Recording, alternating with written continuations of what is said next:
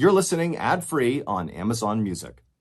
Just after 1:30 in the morning on May 12, 1994, a young girl ran out the front door of her home in rural Maine out into the rainy night.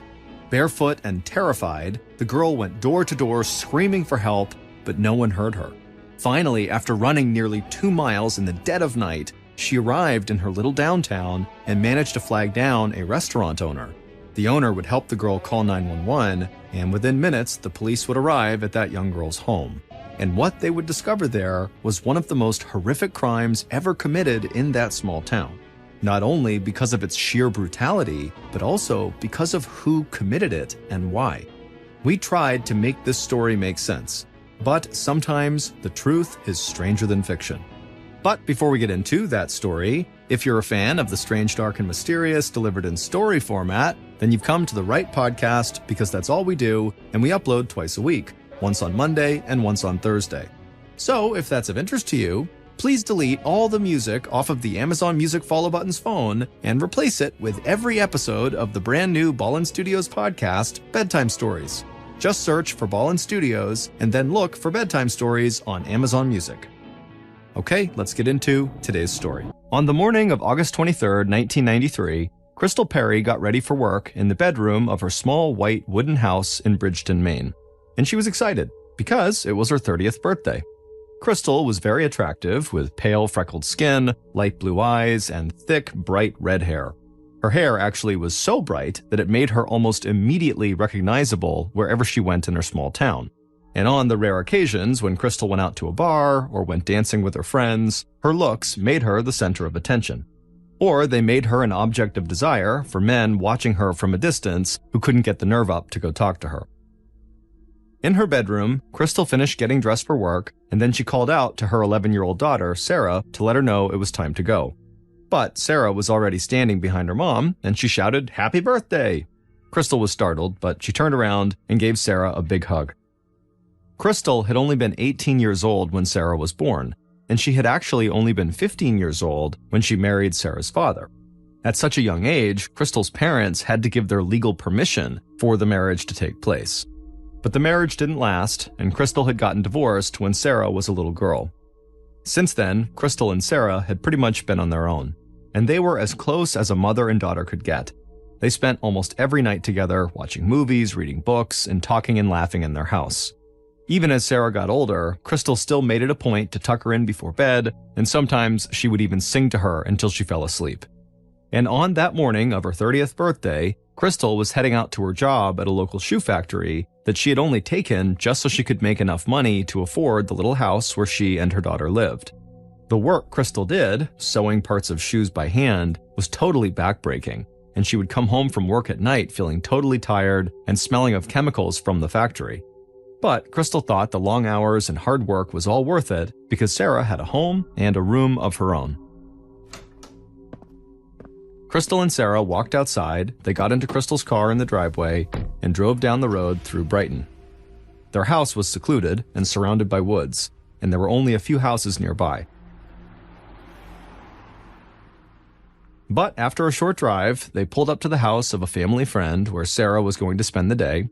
Crystal gave her daughter a kiss, told her she loved her, and then waved goodbye as Sarah walked up to the house. Then Crystal drove off and headed to work. When Crystal was a few minutes away from the shoe factory, she slowed down and stared out the windshield. There were these black balloons tied to a telephone pole. It was a weird sight, and Crystal didn't know what the balloons were for. And then things got even weirder when she saw more black balloons tied to telephone poles at regular intervals along the road. Then, when she was just outside of work, she saw even more black balloons, but this time they were attached to a huge sign that said, "Happy 30th, Crystal." Crystal nearly slammed on her brakes, and she almost started crying out of happiness. She couldn't believe her friends and coworkers had taken the time to set all this up just to make her feel special on her birthday. Then she started laughing when she realized they'd chosen black balloons because she was 30 years old now. Crystal parked her car and walked into work, and there were even more balloons and signs waiting for her. And that day, they had a huge party for her at the factory, but that was just the beginning of Crystal's birthday celebration. That night at the house, Crystal made dinner, and Sarah set the table. Crystal's boyfriend, Dennis Butler, was on his way over to join them for Crystal's birthday dinner, and Sarah was very excited. She liked Dennis because he was funny and nice to her, and he didn't talk to her like she was a little kid.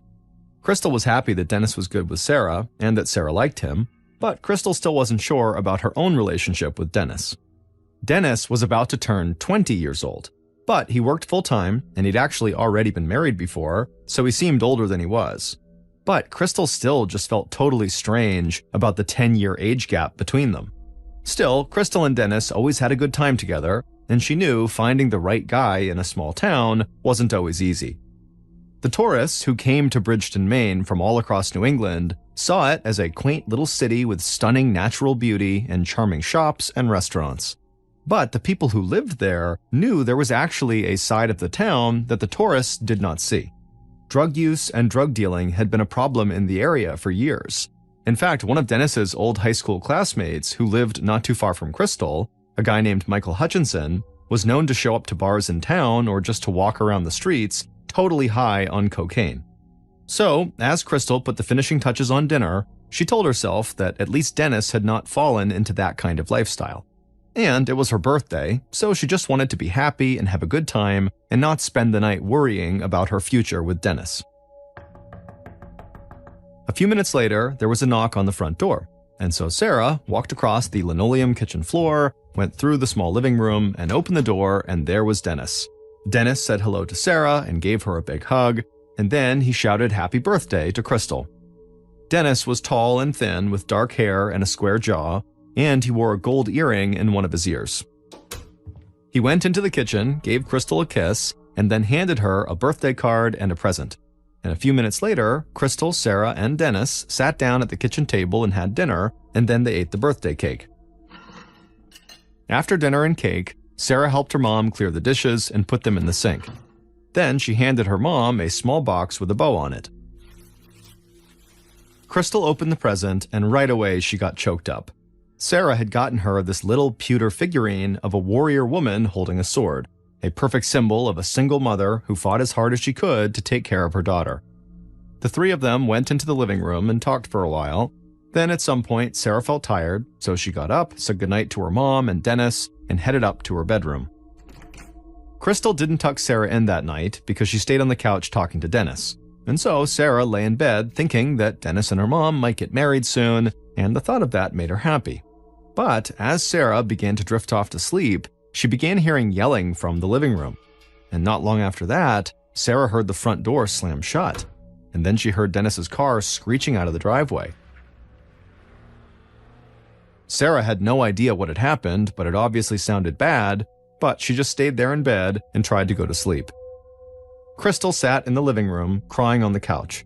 Her perfect birthday had fallen apart because Dennis had flown off the handle and gotten totally upset with her. She didn't actually know why he'd gotten upset. Maybe it was because she mentioned that she was not sure about their future, or maybe it was something Crystal wasn't even aware of. But the reason for the outburst didn't really matter to Crystal, because when Dennis had gotten angry, he got loud and scary. And she decided that was not the kind of guy she wanted around her daughter anymore. And so, before Dennis had stormed out of the house, Crystal had made it clear to him that their relationship was over. Crystal wiped the tears from her eyes, went to her room, and got ready for bed. Then she climbed under the covers and stared up at the ceiling. She knew the black balloons her friends and coworkers had gotten her for her birthday had been a joke, but for the first time, Crystal really did feel old. However, she hoped, now that she was 30, that her life would get a little calmer and easier, and that she wouldn't have any more nights that ended in shouting matches.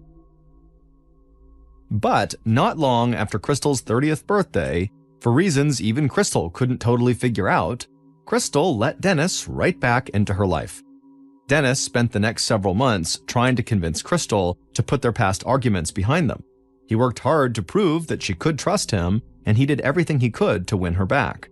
And Sarah found herself hoping that her mom and Dennis would make things work and stay together for good this time. And eventually, Dennis proposed to Crystal, and Crystal said yes. And for a time after the proposal, Crystal and Sarah thought their lives were about to change for good. And, along with Dennis, they would become this happy, loving family. On the night of May 11th, 1994, So 9 months after Crystal's 30th birthday, Crystal sat at the foot of Sarah's bed.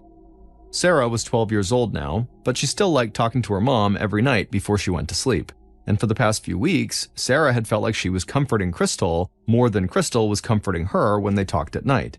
Because even though Crystal and Dennis were still engaged, their relationship had taken a bad turn again. They had started getting on each other's nerves again, and there were lots of nights that Sarah fell asleep listening to the sound of them screaming at each other in the living room. And there were other nights when Dennis was not at the house that the phone would ring, Crystal would answer, and she would hear screaming on the other line, and so she would just hang up. Sarah knew her mom was worried about the arguments and the angry phone calls, but whenever the mother and daughter were together, Crystal never let on that she was upset. She was always very positive and upbeat around her daughter. Crystal thought that no matter what happened with her and Dennis, that she and Sarah would be just fine. In the bedroom, Crystal said goodnight to Sarah, kissed her on the forehead, turned off the light, and walked out of the room. She went to her own bedroom, got undressed, and slipped on a blue terry cloth robe. Then she went to the living room, picked up a book, sat down on the couch, and started to read. Crystal could hear the rain falling on the roof.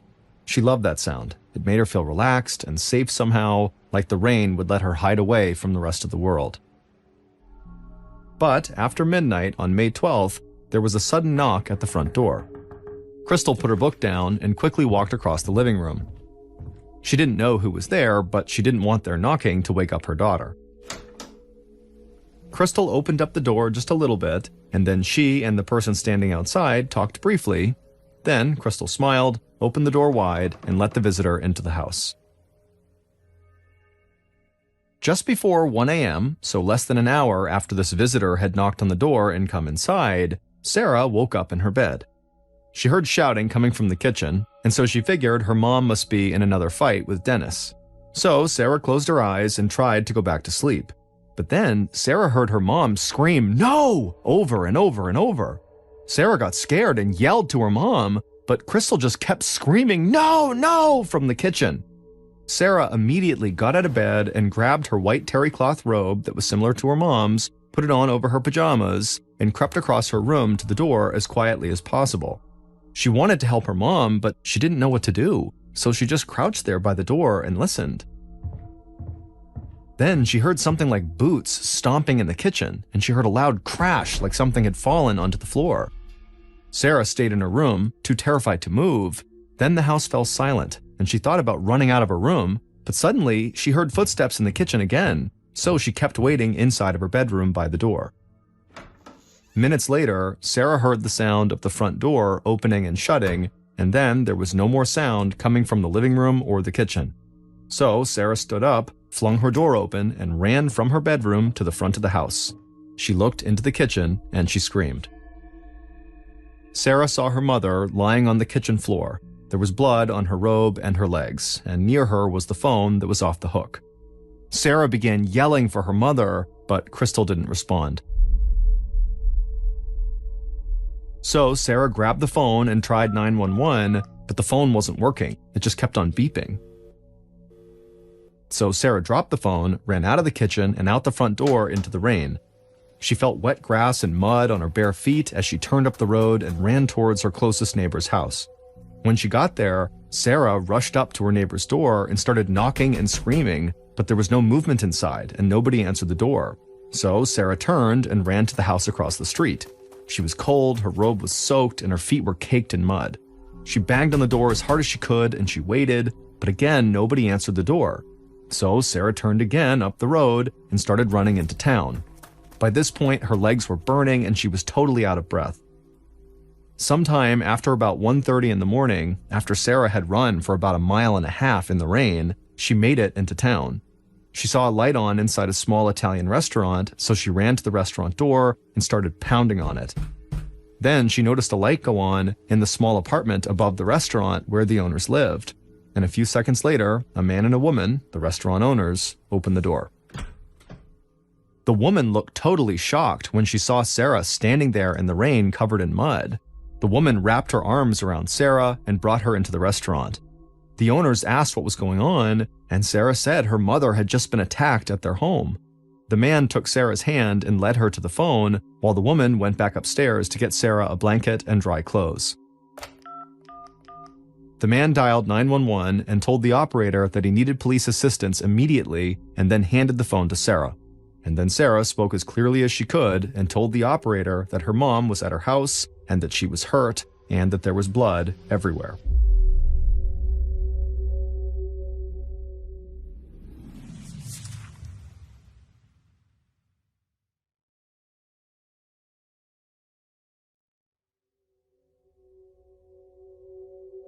A few minutes after the 911 call, Detective Dick Pickett of the Maine State Police drove down a dark, rural stretch of road toward Crystal and Sarah's home. The rain was still falling, and even with the moon shining, visibility wasn't great. But Pickett saw the flashing lights of an ambulance, so he was able to find his way to the small white wooden house nestled in the trees. Pickett parked his car and stepped outside onto the wet, muddy ground. He was about average height, his brown hair was starting to thin, and he wore glasses. He walked into the house and he saw paramedics in the kitchen, but they had already pronounced Crystal Perry, the victim, dead at the scene. So Pickett walked over to Crystal's body.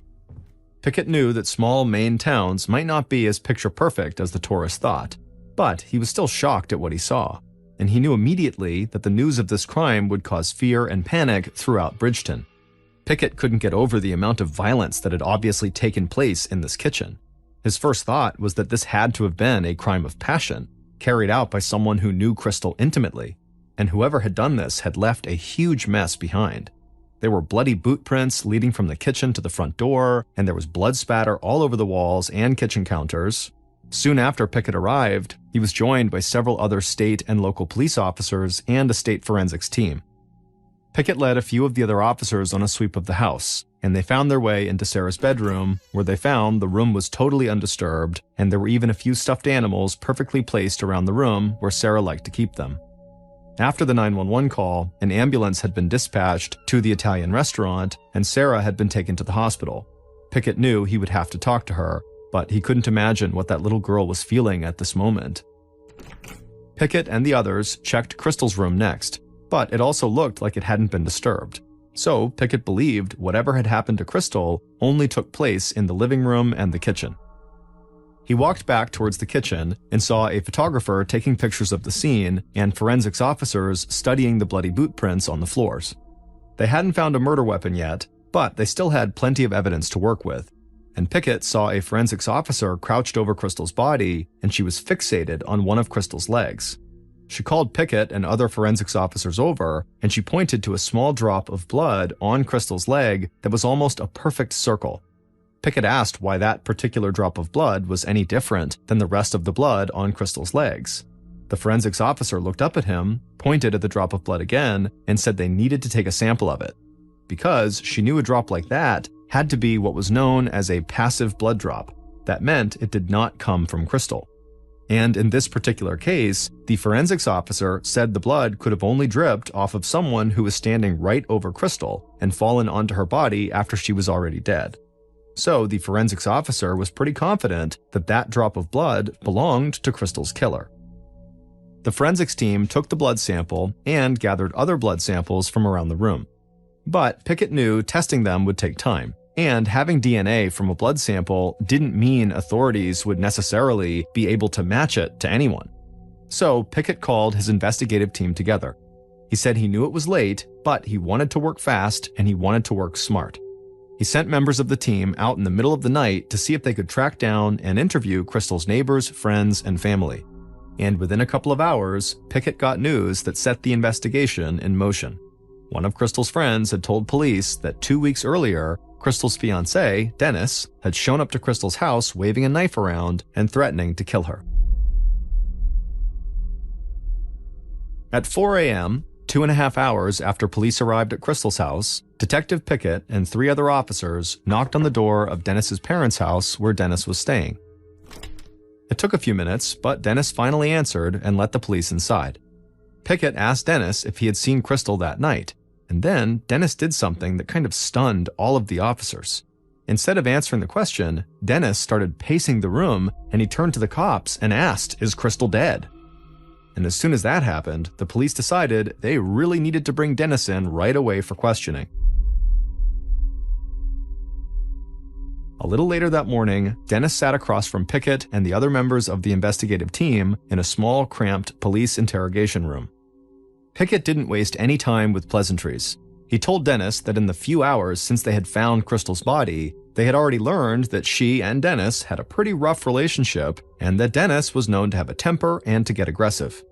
Dennis admitted that things were bad between him and Crystal, but that didn't mean he was a killer. He said a lot of couples yell and scream at each other when they argue.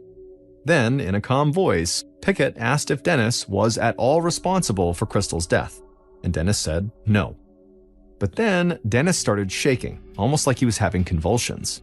Every cop in the room had seen suspects get nervous and have trouble staying still during interrogations, but none of them had seen anything like this before. They got Dennis calmed down and made sure he was physically okay. Then they asked him if he'd be willing to submit samples for DNA testing. Then Dennis steadied himself and said he would. After hours with the police, Dennis left the station, and Pickett thought there was a good chance that once the test results came in, Dennis's DNA would match the DNA from the drop of blood the forensics team had taken from Crystal's leg and from other similar drops they had found in the kitchen.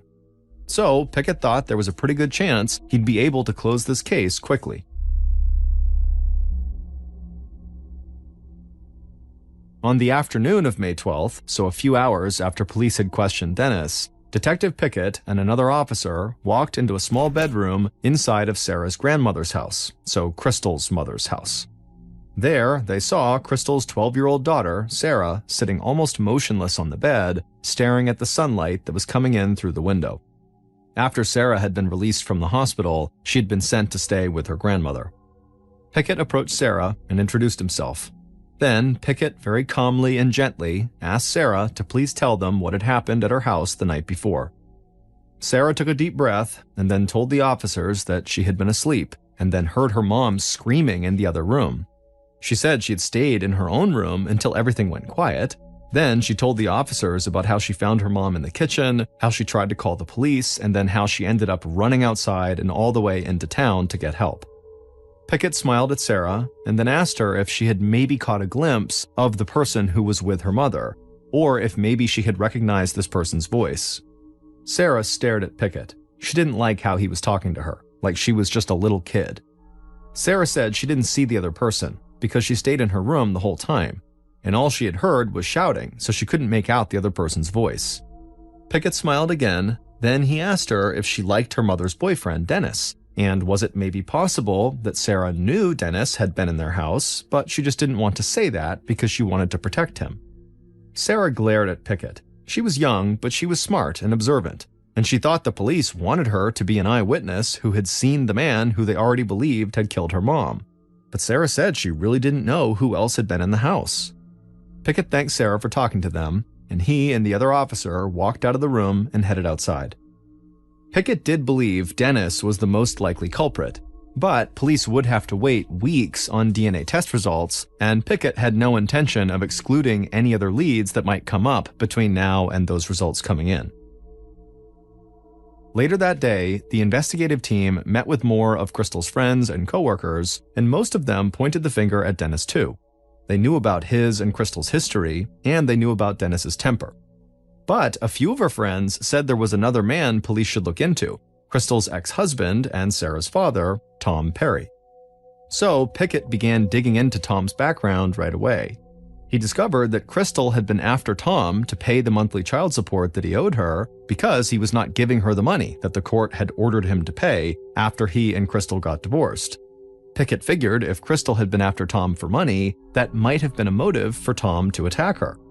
But as Pickett learned about Tom, he started to think there might actually be an even more likely suspect than him, because Pickett found out that Crystal had once filed a restraining order against one of Tom's girlfriends, Joanne Stager. And after speaking to one of Crystal's friends, Pickett learned that in the past few weeks, Joanne had been harassing Crystal. And it turned out that those angry, disturbing phone calls Crystal had been getting at the house were not coming from Dennis like Sarah thought. They had been coming from Joanne, and she had been threatening Crystal. 2 days after Crystal's murder, Detective Pickett and members of his team sat in the living room across from Crystal's ex-husband Tom and his girlfriend Joanne at the house the couple shared.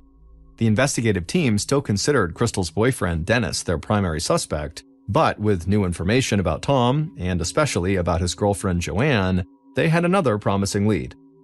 Pickett looked at the couple sitting on the couch. They were both in their 30s, and they were both tall and had dark hair, and Joanne couldn't seem to stay still for more than a few seconds at a time.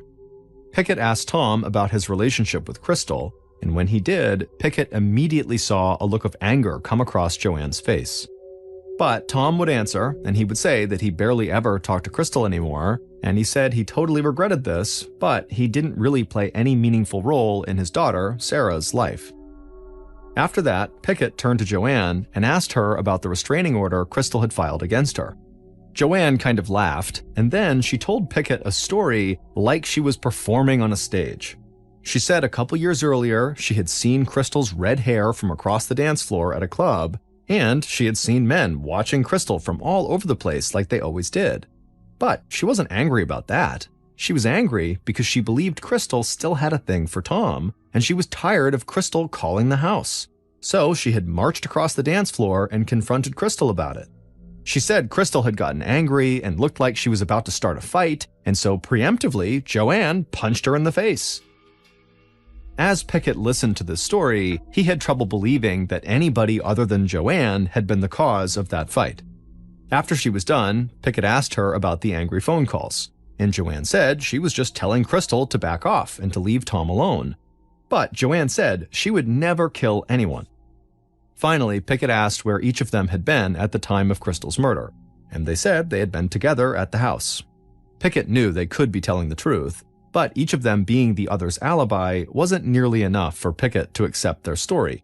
So he asked if they would submit DNA samples for testing. Tom and Joanne looked at each other, and then they both looked back at Pickett and said they would be willing to do that. Later that day, Pickett returned to the station. As he looked over his notes from the interviews police had already conducted, he still thought Dennis made the most sense as the suspect. But after meeting with Tom and Joanne, he definitely thought there were other viable suspects. Then, on May 15th, 3 days after Crystal's murder, her friends and family held a small funeral service at a church before Crystal was to be cremated. Sarah stood in the church quietly, and she listened to friends and family talk about her mother and about how much her mom had loved her. And then at some point, Sarah's mother's siblings got up and they said they would get justice for Crystal, whatever it took. And then after the funeral, members of the investigative team heard from one of Crystal's friends that Joanne had been seen popping open champagne and toasting to Crystal's death. And after that, at least some members of the state police started to believe Joanne was just as likely to have killed Crystal as Dennis. In early summer of 1994, weeks after Crystal's murder, results from DNA testing conducted during the investigation started to trickle in, and those results left Detective Pickett and the investigative team in complete shock. The DNA sample from the drop of blood taken from Crystal's leg and other samples taken from her body and around the crime scene did not match the DNA samples provided by Dennis, Tom, or Joanne. Investigators had become so convinced that one of those three people had killed Crystal that they had trouble accepting these DNA results. So they asked for the lab to run the tests again. But when they did, the results were the same. There was no match to any of the main suspects in the case. After that, the authorities ran the DNA test results through something called CODIS, which is a massive FBI database with DNA results from convicted offenders of violent crimes from across the country. And in 1994, the FBI had just started using CODIS to assist police investigations nationwide. So Pickett had high hopes that this new technology would help keep his investigation on track. But the DNA samples taken from Crystal and her house did not match anyone in this massive FBI database. So all of a sudden, this case that had three strong suspects who all had clear motives completely fell apart, and Pickett and his team found themselves having to start all over. But after reassessing the crime scene and conducting a new round of interviews, all of the investigators' theories just felt like pure conjecture. Police followed leads that could possibly connect Crystal's murder to a serial killer who had been caught in the region, but DNA evidence also quickly ruled that out as well. Then, investigators started to look at the possibility that Crystal's murder could have been a robbery gone wrong. Maybe some drug user had broken into her house to steal valuables to sell for drug money, and then of course something had gone wrong and Crystal had wound up dead. After all, drugs were a real issue in Bridgeton, Maine. But a drug addict breaking in, or any robber for that matter, didn't really make sense to Pickett. He and members of the forensics team had always believed the level of violence that had taken place in Crystal's murder indicated it must have been a crime of passion, not some random robbery that just got interrupted. So Pickett soon came to terms with the fact that his investigation had almost nothing to go on. And by the summer of 1995, a year after Crystal's murder, her case was just not a top priority anymore, and it started to go cold.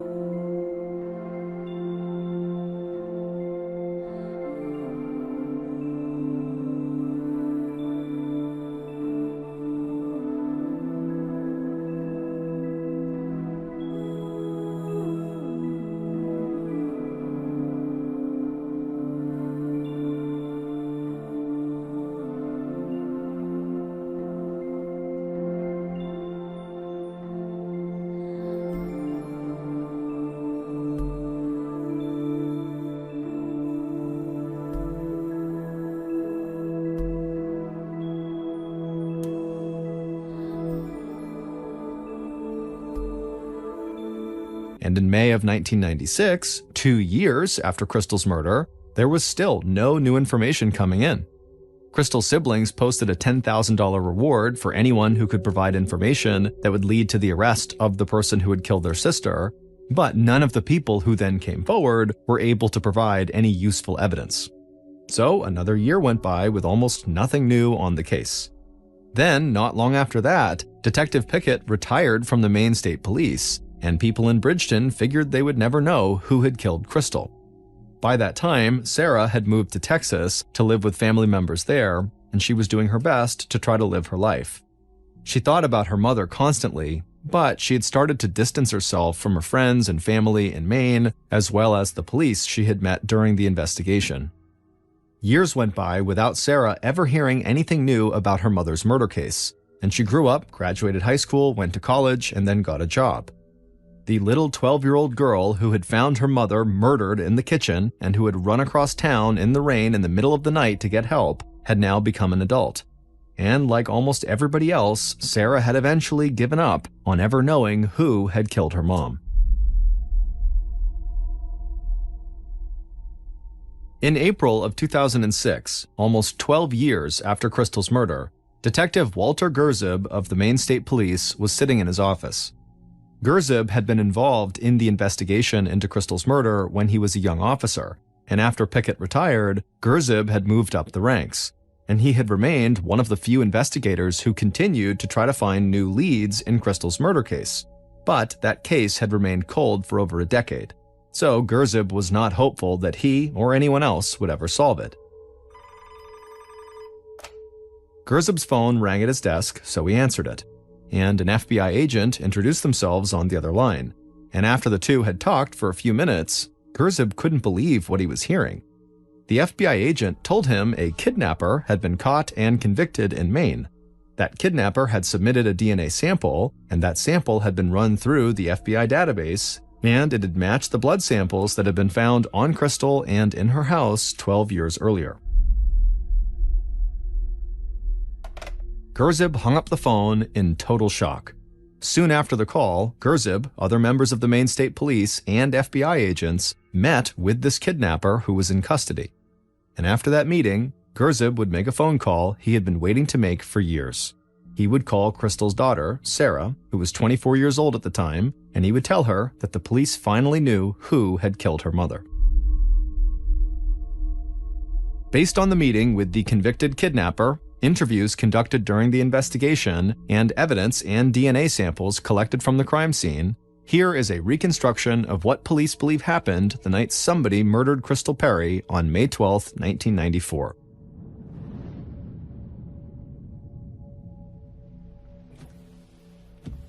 A little before 1 a.m., the killer listened to the sound of their windshield wipers going back and forth while they drove in the rain down a tree-lined road towards Crystal's house. The killer felt their hands tingling. They figured that feeling was the feeling of anticipation because they'd finally gotten up the guts to do something they had wanted to do for a long time. The killer pulled off the road into Crystal's driveway and parked their car behind hers. They turned off the engine, took the keys out of the ignition, and then sat there just listening to the rain and staring at the house for a couple of minutes. Then the killer got out of the car, walked up the driveway, and knocked on the front door. Crystal opened the door just enough to see who was there, and then moments later, she smiled and let the killer in. The killer walked into the house and made their way towards the kitchen, with Crystal following a couple of feet behind. Once the killer reached the kitchen, they stopped, turned around, and looked Crystal in the eye. The killer took a breath and then walked right up to Crystal and put their arms on her arms and then moved in to give her a kiss. But Crystal immediately pushed the killer off and told them to get out of the house. Without thinking, the killer lunged at Crystal, grabbed her, and pulled her onto the ground. Crystal kicked and thrashed, but she could not get free. And so with Crystal pinned down, the killer began to sexually assault her. After it was over, the killer got up off the floor and quickly walked over to a drawer, opened it up, and pulled out a sharp kitchen knife. Crystal saw it and screamed "no" over and over and over again, pulling herself up off the floor and running for the phone. Crystal managed to grab it, but the killer had wheeled around by this point and wrapped their arms around her, and the phone fell to the floor. The killer then threw Crystal back on the floor and pinned her to the ground again. Then the killer raised the knife, and immediately Crystal threw her fists and kicked wildly at the killer, and the killer suddenly felt the knife slice into their own hand, and they saw blood dripping from it. But the killer kept Crystal pinned to the ground, they raised the knife and slammed it into her chest. After that, Crystal stopped fighting, and her body went limp. But the killer just kept on raising that knife and dropping it over and over and over again. In total, the killer would stab Crystal over 50 times. Finally, the killer stopped stabbing and looked around the room. There was blood everywhere, and their boots had left bloody prints on the floor. And the blood from the cut on the killer's hand kept dripping on Crystal's leg. The killer stood up, pocketed the knife, and walked over to the kitchen counter.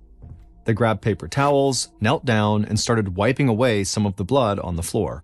But there was just too much, and they had already been in the house for so long, so the killer just held on to the bloody paper towels. They walked back through the house, went outside, and got into their car. They threw the car in reverse, pulled out onto the road, and drove not far down the road to where they lived in town. Michael Hutchinson, the young man with the drug problem who walked around town all the time high on cocaine, who had gone to high school with Dennis, had murdered Crystal. Michael had never even come up in the investigation because there was really no connection between him and Crystal.